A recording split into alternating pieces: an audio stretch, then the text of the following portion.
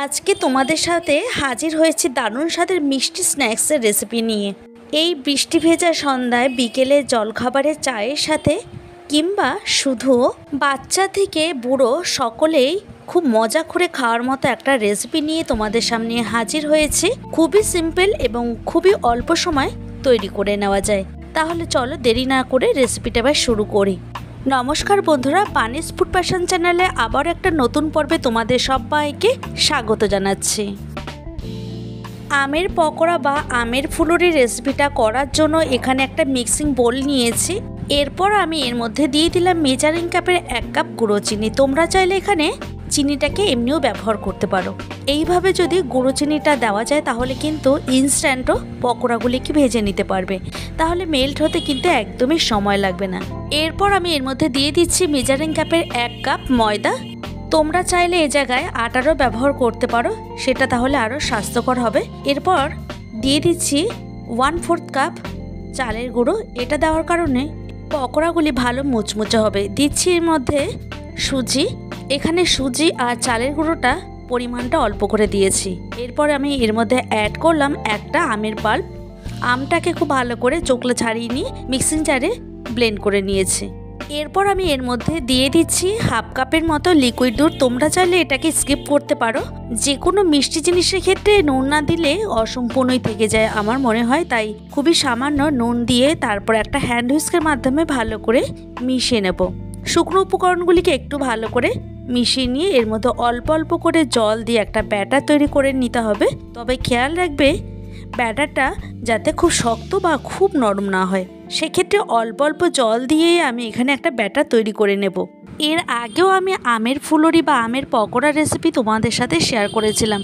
আজকের রেসিপিটা একদম অন্যরকমভাবে তোমাদের সাথে শেয়ার করছি।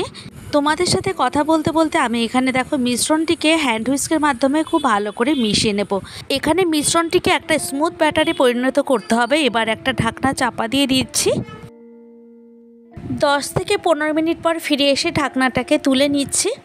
এরপরে 1 টিস্পুন কালো জিরে হাতের মধ্যে নিয়ে এইভাবে ঘষে ঘষে আমি মিশ্রণটিকে মধ্যে দিয়ে দেব। দিচ্ছি সামান্য একটু খাবার সোডা। যখন পকোড়াগুলি মুখের মধ্যে পড়বে কালো জিরেটা দেওয়ার কারণে খেতে কিন্তু অসম্ভব সুন্দর লাগবে। আচ্ছা, খাবার সোডা দেওয়ার কারণে একটা মুচমুচে ভাবও আসবে। এইবার এই উপকরণগুলিকে ভালো করে মিশিয়ে নিতে হবে একটা স্পুনের মাধ্যমে। এরপর চলে এলাম এগুলিকে ভেজে নেওয়ার জন্য। তার জন্য গ্যাসের ওপর একটা কড়াই বসিয়ে দিয়েছি। কড়াইটাকে খুব ভালো মতো গরম করে নিয়ে দিয়ে দিলাম বেশ খানিকটা পরিমাণে তেল। যেহেতু পকোড়া ভাজবো তাই তেলের পরিমাণটাকে বেশি করে দিলাম। এরপরে 1 ফোঁটা মিশ্রণ আমি এর মধ্যে দিয়ে দেখলাম। তো তেল আমার এখানে কিন্তু খুব ভালো মতো গরম হয়ে গেছে। এরপর মিশ্রণটি থেকে এক এক করে পকোড়া আমি এই তেলের মধ্যে ছেড়ে দিচ্ছি। তোমরা তোমাদের পছন্দ অনুযায়ী পকোড়াগুলিকে বড় বা ছোট নানান আকৃতি করে নিতে পারো। প্রথমে এখানে হিটটাকে বাড়িয়ে দিয়ে তেলটাকে খুব ভালো মতো গরম করে নিয়ে এখন গ্যাসের ফ্লেমটাকে একদম কমিয়ে রেখেছে। আর এখানে দেখো প্রত্যেকটা পকোড়ার মধ্যে ছিদ্র ছিদ্র হয়েছে। এটা খাবার সোডাটা দেওয়ার কারণেই হয়েছে। এবারে উল্টে দেব অন্য সাইডগুলি হওয়ার জন্য।